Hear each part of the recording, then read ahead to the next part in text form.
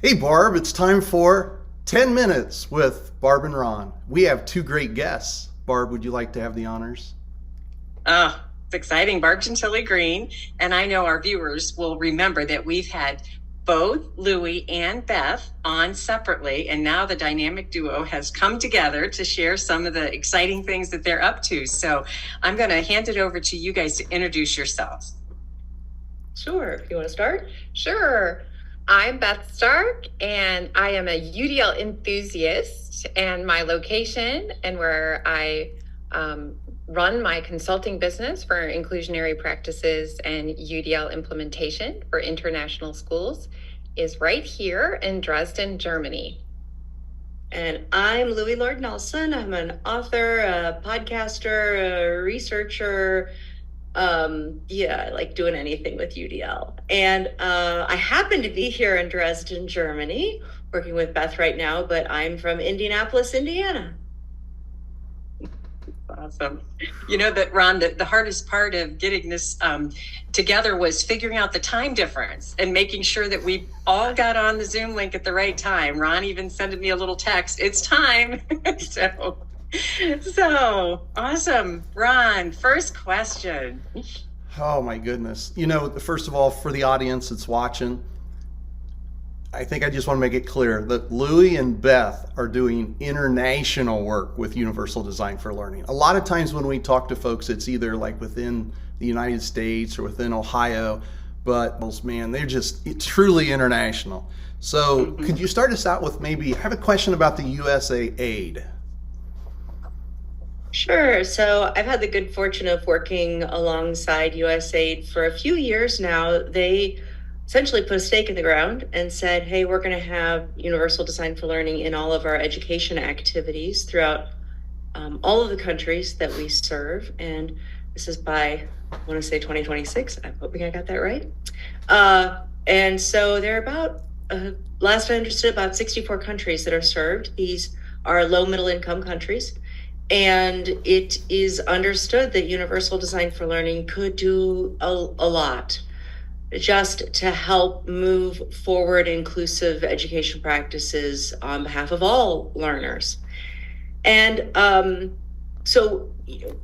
implementation of UDL within a district or even within a state, it's a very different picture than thinking about UDL across all these separate places and locations and cultures, and it's just very, very interesting work. So I've been incredibly privileged to have that opportunity to work alongside people at the federal government, and then I've also worked on local projects in like Malawi and Uganda and Cambodia.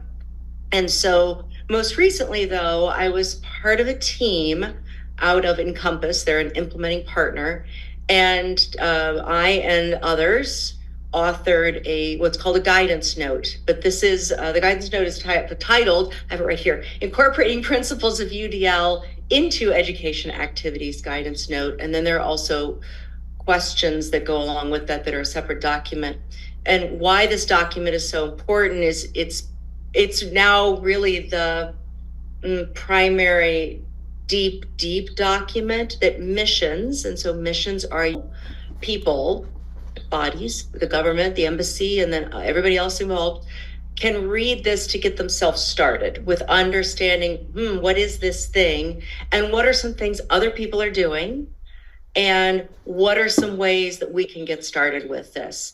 So it was an incredible project. It introduced me to new people who some of them were already passionate about UDL. Others came into this not knowing about UDL, and they were like 2 seconds into it, and they were like, I need this. I want this now in my schools for my kids, and I want it all over the world. So just a wonderful opportunity. But that is out there, and we will give you the link to put into the show notes. And you also said there will be some essential questions with that? There are. It's a separate document, but the link I'll send to you takes you to the main page. Then you can download both documents, the guidance note and then the questions. We love essential questions. Barb. I mean, that's just mind-blowing to me to think about expanding it to different countries. And I think when you said different cultures, like I think about the UDL 3.0 redesign and how hopefully we're informing and thinking about some of the work that you've been doing at that level into the redesign, because that is it's just mind-boggling to me, Loui, to think about you spreading that to many, many countries. So that's awesome. Yeah, there's some great folks who have done work with USAID before this. There are a number of documents that already exist. The lovely thing about this is this document brought all of that together into one place and then brought these other pieces in. And although we didn't have anything with the 3.0 to put in here because it's been finished for a while, I do feel like when I look at the suggestions and what's being proposed, there's direct alignment. And so I don't think there will be anybody going, oh, well, this is too different. No, it directly aligns. So that's nice. That's awesome. Are there any other U.S. representatives in this group that you're with? Within who are authoring this document? Yes. Yeah. So predominantly everybody else who authored this mostly work within that implementing partner. So Miranda Cairns and Sean Kelly and Casey Reckabaron are their names. I had to read them just to make sure I got them right. And majority of them are relatively new to UDL, and a couple of them brand new to UDL. So that was another great part about writing this with them, because as I watched them explore this framework and think about how they wanted to come at it through the lens of their experiences and vast and deep experiences with USAID, it was giving me a new view and making me shift in a few ways that I hadn't yet shifted, even with my own work on other in-country projects. So the ones that I mentioned before, those were in-country projects where I was helping those implementing partners on the ground implement UDL. So those experiences, and then working with these incredible people, highlight. That's awesome. So, Ron, I have another question, if that's okay. Oh, yes, absolutely. Okay. So I'm curious, the two of you, how have you come together and what have you been working on together and doing? Why are you sitting in the same room in Dresden, Germany? Because I like Germany. Yeah. And I said, come on over anytime. You're welcome. Yeah. Came on over. Yeah. So Loui and I are working on several projects together. Lots of exciting stuff coming up.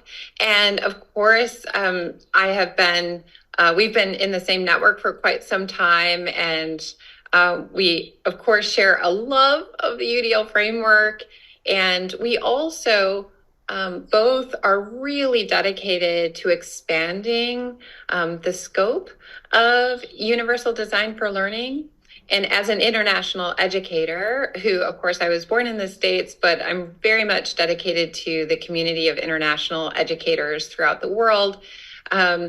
I knew, of course, that Loui was a person that had that international experience and that we could definitely relate on a special level when it comes to both all of the goodness of the U.S. and the origins of the UDL framework and how we can work to transfer a lot of that into different cultures and different contexts.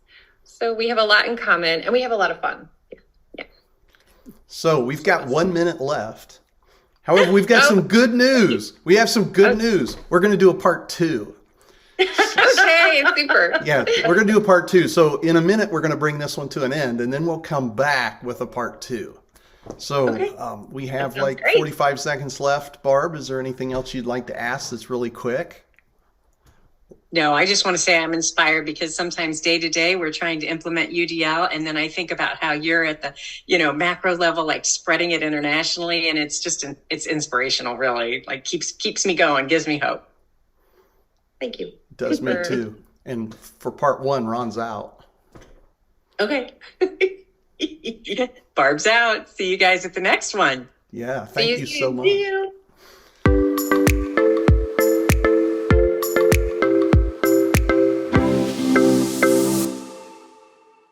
YouTube, please subscribe. Like, comment, and share.